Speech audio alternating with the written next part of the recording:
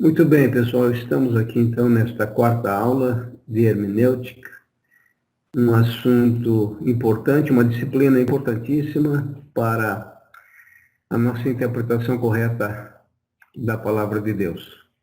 E hoje vamos iniciar, então, os gêneros literários. Está aí outro assunto fundamental para que nós possamos, então, interpretar da melhor forma correta, da melhor forma possível, a palavra de Deus, da forma correta, a palavra de Deus. Na verdade, nós estamos em processo de aprendizagem. Nós não somos expertos no assunto ainda, porque nós estamos estudando, tanto eu como vocês, mas com certeza a nossa concepção com relação à palavra de Deus, a nossa forma de nos apresentarmos diante da palavra de Deus já deve ter mudado, por tudo que nós estudamos, pelas noções de exegese que nós tivemos, por aquilo que nós estudamos em termos de figuras de linguagem. E agora, então, vamos falar um pouquinho sobre gêneros literários, que eu também considero um assunto fundamental, se nós quisermos, então, fazer uma leitura mais adequada da palavra de Deus. E para esse assunto nós vamos utilizar como base esse livro, que eu achei muito interessante, chamado 40 Questões para Interpretar a Bíblia. Vale a pena vocês darem uma olhadinha. Se vocês procurarem pela Amazon, vocês conseguem fazer a leitura gratuita pelo Kindle.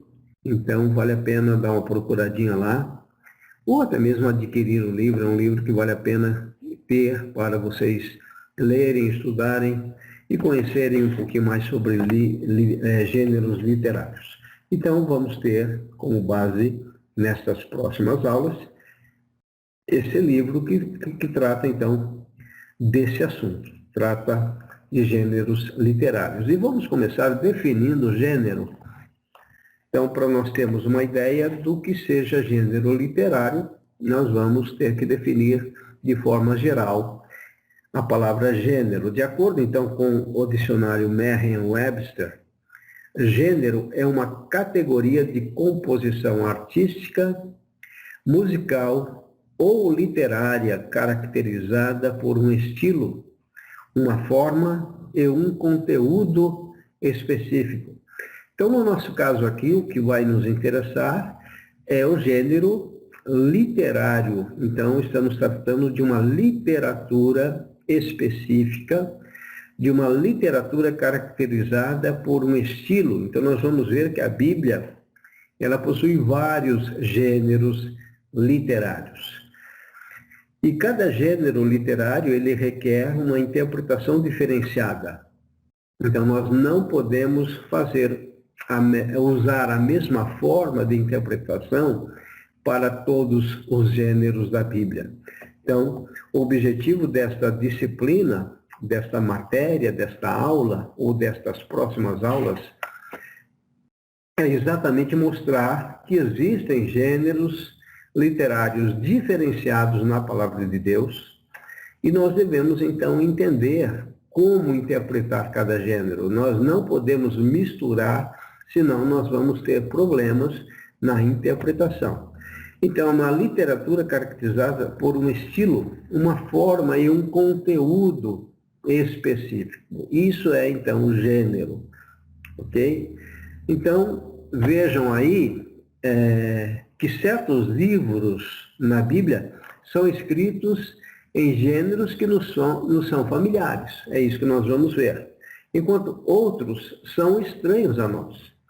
E, de forma geral, é comum, quando nós estudamos a Bíblia, sem conhecer os gêneros literários da Bíblia, é achar que a nossa forma de ler vai ser sempre a mesma. Nós entendemos a Bíblia como sendo a palavra de Deus, infalível, inerrante, autoritativa. Tudo isso é fundamental e ela é realmente tudo isso. Porém, esses pressupostos, eles podem nos levar a interpretar erroneamente a Bíblia. Que coisa estranha isso, né? Nós temos pressupostos verdadeiros, porém, se nós não conhecemos gêneros literários, nós podemos interpretar da forma errônea. Então, o que eu estou dizendo? Que existem gêneros literários que não são normativos. Então, por exemplo, nós vamos começar a estudar hoje narrativas históricas da Bíblia. As narrativas, elas têm uma característica de narrativa, de história, portanto, as narrativas, elas não são normativas, diferente da lei. Então, a lei, por exemplo, ela é normativa, ela vai dar um norte, vai dar uma norma de como devemos proceder. Já as narrativas, elas estão contando histórias. Então, vocês vão entender tudo isso no decorrer desta aula e das próximas aulas.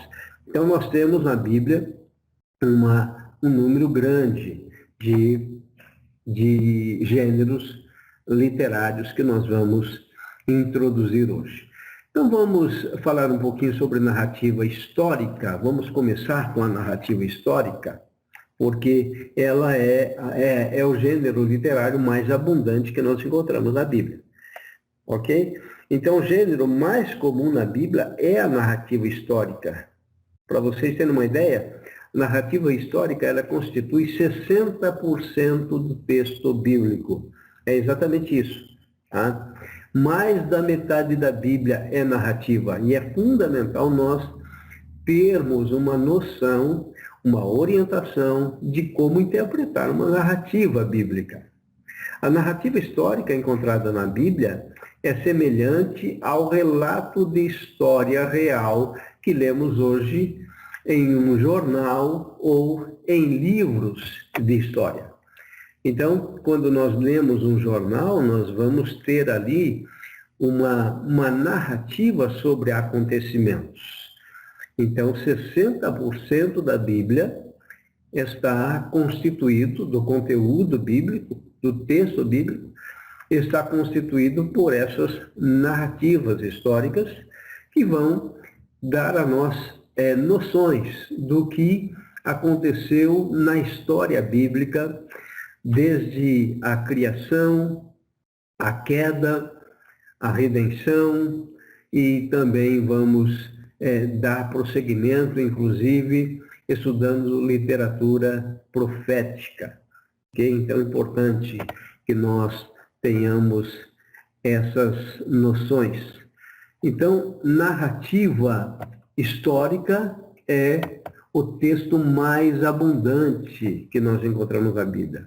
Portanto, vocês vão ver que não é tão complicado estudar as narrativas, mas temos que ter alguns critérios aqui para entendê-las. Então, quais são as principais diferenças da narrativa bíblica para com as narrativas comuns? Então, quando eu leio um jornal, como que eu interpreto esse jornal? Quando eu leio uma história, né, a história do Chapeuzinho Vermelho, por exemplo, eu leio aquela história, porém eu tenho histórias também na Bíblia, são narrativas históricas. Então, as principais diferenças são, as narrativas históricas da Bíblia são frequentemente entremeadas com subgêneros familiares como genealogias, você encontra isso em Mateus, de 1 a 17, Cânticos, Êxodo 15, de 1 a 18, que é o Cântico de Moisés, Provérbios, profecias ou alianças.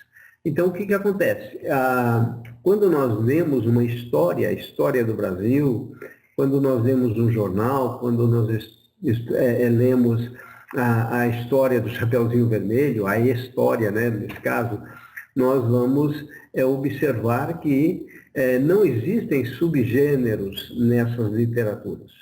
Entretanto, a narrativa bíblica, por conter uma grande quantidade do texto bíblico, como nós dissemos, 60% do texto, nós vamos encontrar no meio da narrativa bíblica outros subgêneros, como esses que nós citamos aí, desde genealogia até profecias.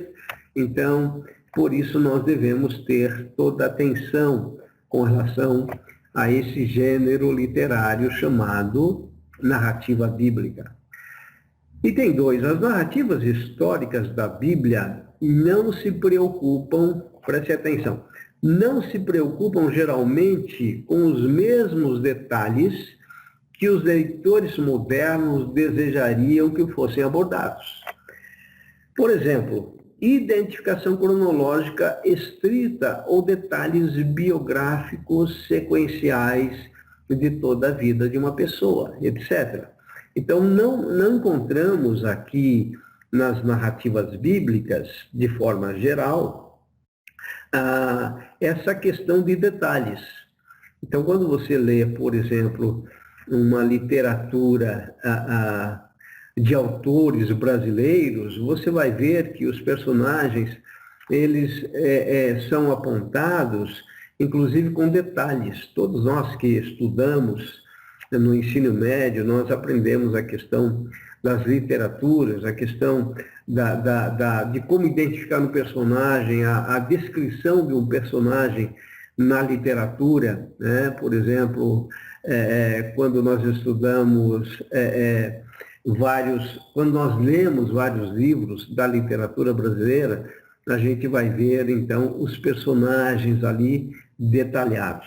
Na Bíblia, nós não encontramos essa forma de analisar ou de descrever o personagem com detalhe. Por exemplo, quando nós vemos a narrativa sobre a vida de Jesus, nós vamos ver sobre o nascimento, depois nós não temos nenhum relato sobre a infância de Jesus, a não ser aquele relato quando ele tem aproximadamente 12 anos, e depois nós vamos ver Jesus adulto, sendo batizado e realizando o seu ministério de 3 anos e meio com os seus discípulos. Então vejam, não há essa preocupação na Bíblia de detalhar os seus personagens. Então isso já é um diferencial em relação a outras narrativas. É importante, então, que nós tenhamos essa orientação. Tá? Então, não se preocupam geralmente com os mesmos detalhes que os leitores modernos desejariam. Então, identificação cronológica estrita. Então, a Bíblia, ela não foi escrita de uma forma cronológica. Então, nós não temos, tanto é que tanto a Bíblia hebraica, quando eu falo de Bíblia hebraica, eu estou falando do cânon do Antigo Testamento, que vai de Gênesis até Crônicas, tá? No hebraico, o texto hebraico, a Bíblia hebraica, ela vai de Gênesis até Crônicas. Na nossa Bíblia evangélica, vai de Gênesis até Malaquias. Então, essa ordem, tanto no hebraico como nas nossas edições, nós não encontramos uma cronologia. É lógico que existem as Bíblias com uma cronologia, né? Os editores tentam fazer um trabalho assim, entretanto, não houve essa preocupação na literatura bíblica. É como se Deus estivesse dizendo para nós que isso não é fundamental, isso não é importante. Então, tudo aquilo que for relevante para a Bíblia, que é relevante para nós conhecermos o plano de salvação de Deus, isso Deus trabalhou muito bem e é isso que nós encontramos como, na verdade, todo o relato bíblico. Okay? Então, não tem essa preocupação cronológica, nem dos detalhes, como eu disse, dos seus personagens. Muito bem, então vamos dar uma olhadinha aqui no item 3. As narrativas históricas da Bíblia, embora exatas, olha só, lembram quando nós falamos do pressuposto de que a Bíblia é inerrante? Então, esse pressuposto é fundamental. Eu não posso ler a Bíblia dentro da metodologia histórico-crítica que nós já estudamos. Então, a metodologia que nós utilizamos é a histórico-gramatical, que considera a Bíblia inerrante, verdadeira, como sendo a palavra de Deus. Então, as narrativas históricas da Bíblia, embora exatas, nunca reivindicam objetividade. Ou seja, ela nunca vai ser objetiva. A Bíblia ela não tem essa intenção de ser objetiva e nem de ser exaustiva ao ponto de responder a todas as nossas perguntas.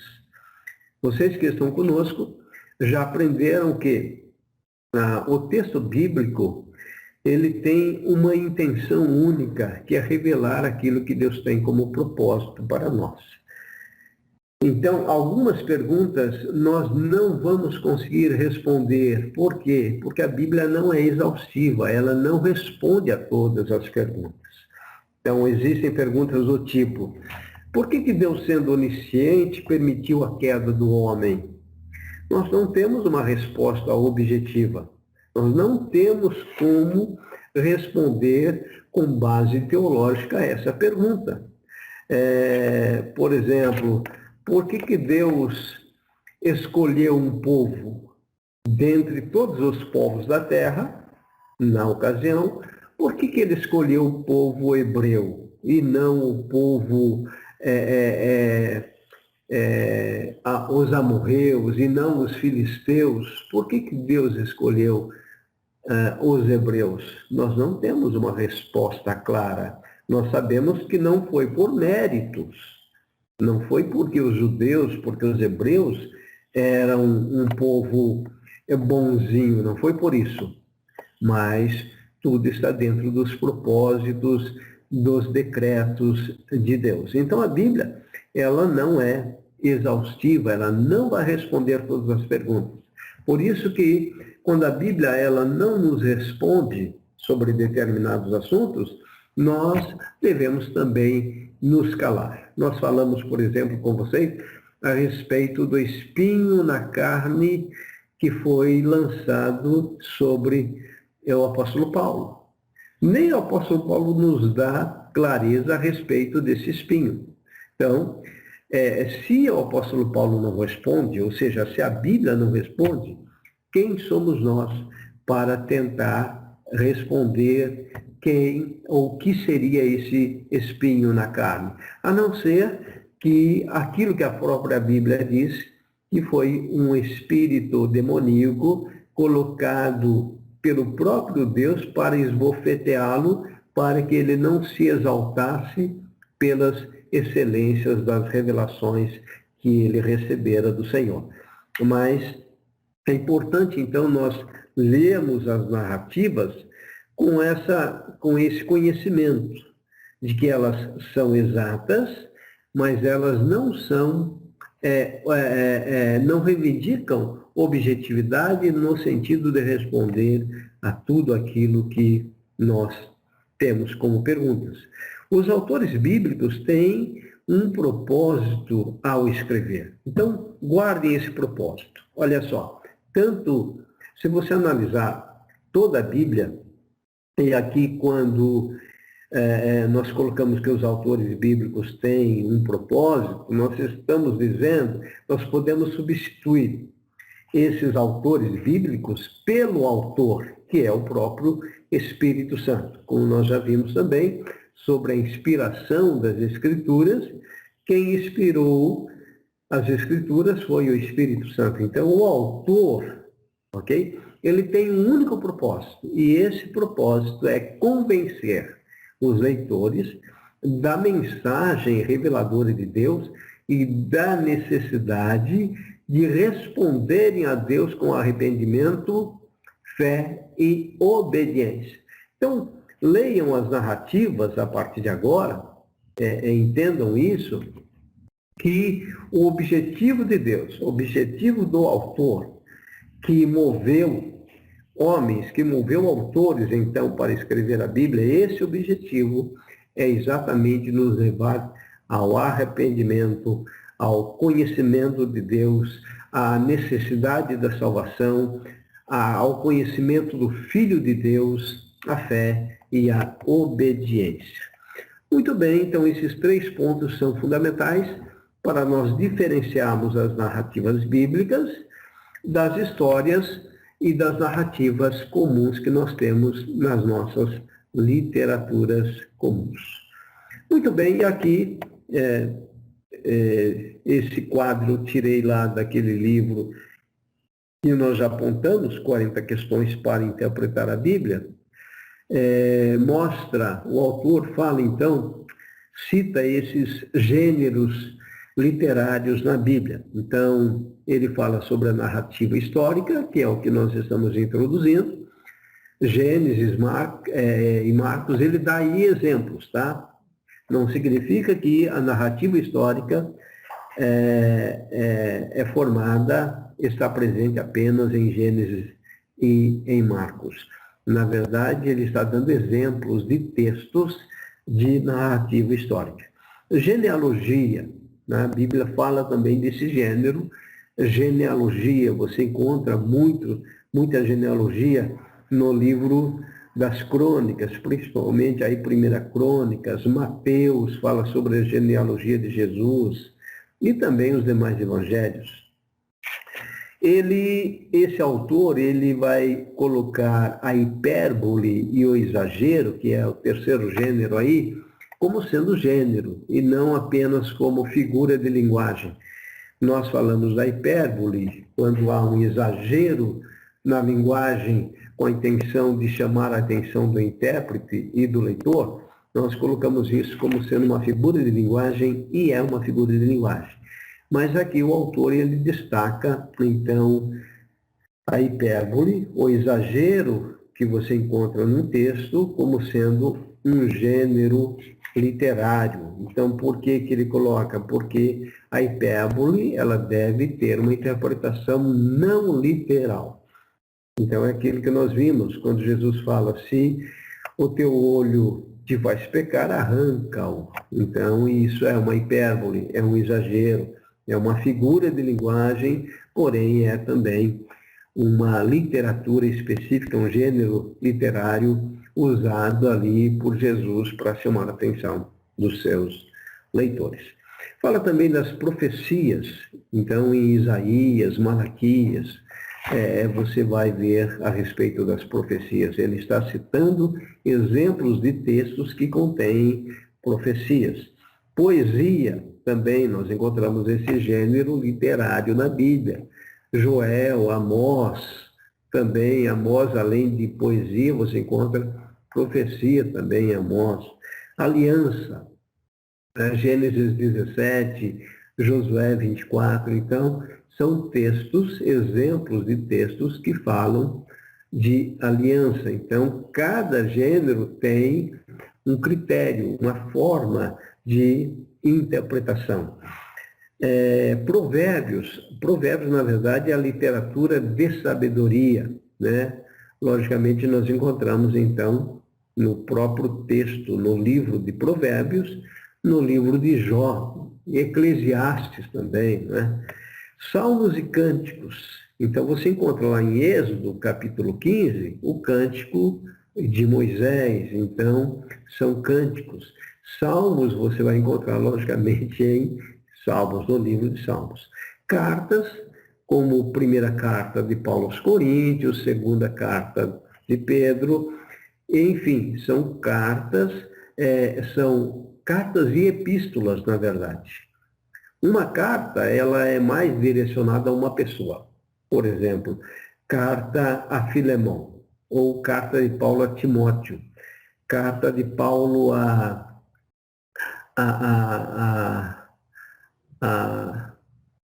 Timóteo, carta de Paulo a Filemão também, né? Exatamente, carta de Paulo a Timóteo, a Filemão. Então, você tem uma carta, mas uma epístola é uma carta mais geral. Então, a epístola aos Efésios, a epístola aos Romanos, a epístola aos Coríntios, a epístola aos Hebreus, que nós não sabemos quem é o autor. E revelação. Revelação está referindo-se a uma linguagem apocalíptica. Então, você encontra isso em Daniel, você encontra isso em Apocalipse, você encontra também uma linguagem apocalíptica nos sermões escatológicos de Jesus, ou no sermão escatológico de Jesus, que nós encontramos ali em Marcos 13, Lucas 21 e em Mateus 24. Então, o que nós temos aqui como resumo, praticamente, dos gêneros literários? Nós temos narrativa, genealogia, exagero ou hipérbole, profecias, poesia, aliança, provérbios, salmos e cânticos, cartas e revelação. Então, o autor, nesse livro 40 questões para se interpretar a Bíblia, ele fala sobre esses 10 gêneros literários. Então, quando nós temos uma noção desses gêneros, nós vamos ter, então, uma ideia melhor, uma melhor forma de interpretar a Bíblia, e isso vai nos ajudar muito. Ok, pessoal? Então, assim nós terminamos essa primeira parte, vamos dar um intervalinho e retornamos logo mais.